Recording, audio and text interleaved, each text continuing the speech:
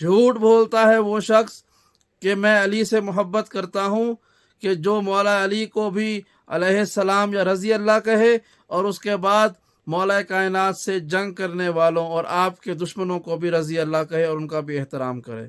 یہ نہیں ہو سکتا۔ خدا را اپنے آپ کو اس فریب سے باہر نکالیں۔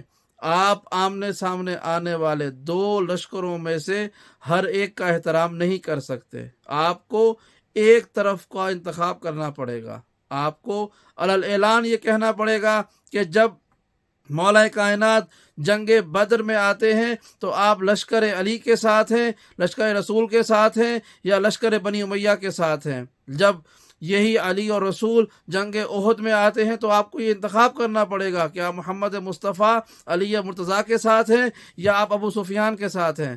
اور اسی طرح سے وہ ساری جنگیں کہ جس میں ایک طرف مولا کائنات ہوں، دوسری طرف کوئی دشمن ہو، تو آپ کو انتخاب کرنا پڑے گا۔ آپ یہ نہیں کہہ سکتے کہ میں احد میں محمد مصطفیٰ کے ساتھ بھی ہوں اور ابو سفیان کے ساتھ بھی ہوں۔ یہ نہیں ہو سکتا۔ حق اور باطل کو آپ کسی طور پر یکجا نہیں کر سکتے، لہٰذا آپ کو انتخاب کرنا پڑے گا۔ بالکل اسی طریقے سے جب جنگ جمل ہوتی ہے تو آپ کو انتخاب کرنا پڑے گا کہ آپ لشکر اسلام یعنی لشکر مولا کائنات میں ہیں یا آپ جنگ جمل میں مولا کائنات کے خلاف بغاوت کرنے والوں کے لشکر کے ساتھ ہیں۔ آپ کو انتخاب کرنا پڑے گا کہ آپ جنگ صفین میں لشکر اسلام یعنی علی ابن ابی طالب علیہ السلام کے لشکر کے ساتھ ہیں یا آپ شام سے آنے والے باغی لشکر کے ساتھ ہیں۔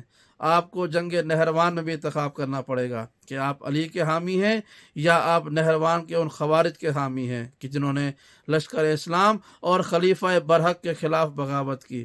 آپ دونوں کو ایک ساتھ مان کر ان کا احترام نہیں کر سکتے۔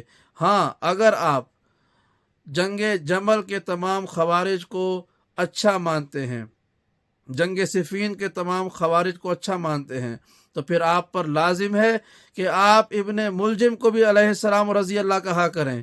آپ ان تمام خوارج کو بھی اچھا کہیں کہ جنہوں نے جنگ نہروان میں مولا کائنات کے خلاف لشکر کشی کی تھی۔ پھر ان میں کیا فرق رہ گیا؟ وہ کیوں خوارج ہیں؟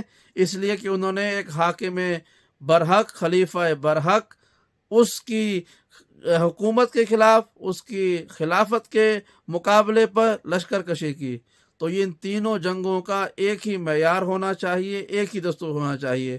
یا تو یہ سب کے سب خوارج ہیں اور یہ سب کے سب دشمنان حق، دشمنان خدا اور رسول ہیں، یا پھر سب کے سب رضی اللہ ہیں۔ فیصلہ آپ نے کرنا ہے۔